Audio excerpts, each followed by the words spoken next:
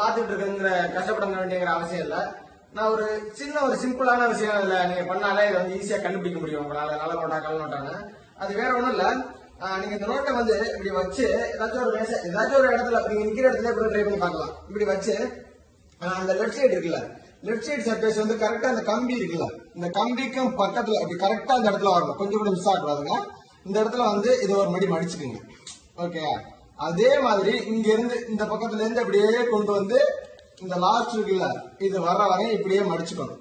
ஓகேயா, இதுதான் வந்து முக்கியமான ஸ்டெப். நீங்க வந்து கரெக்டா மடிக்கணும். ஓகேயா, வந்து ஃபுல்லா மடிச்சிருக்கணும். அதை அப்படியே திருப்பி எடுத்து இந்த மேல மடிச்சிருந்தீங்கல்ல, இந்த பகுதியை வந்து உள்ள வச்சிடணும். உள்ள வச்சுட்டு இது மேல இருக்கணும். ஓகே, இதுதான் ரொம்ப முக்கியமான விஷயம். இது வந்து முக்கால்வாசி தான் இருக்கும், ஃபுல்லாலாம் இருக்காது. இப்படி வச்சு முடிச்சதுக்கு அப்புறம் என்ன பண்ணணும்னா, கரெக்டா அவங்க கைய வந்து சென்டர்ல ஒரு குத்து.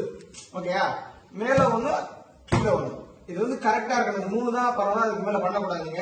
இப்படி பண்ணி முடிச்சதுக்கு அப்புறமாக்கி இதை எடுத்து பாத்தீங்கன்னு வைங்களேன், உள்ள காஞ்சா போட்டிருக்காருல கண்ணாடி, அது உடைஞ்சிருந்தா கள்ள நோட்டு, உடையலனா நல்ல நோட்டு. நல்ல வேலை உடையல, இது நல்ல நோட்டு.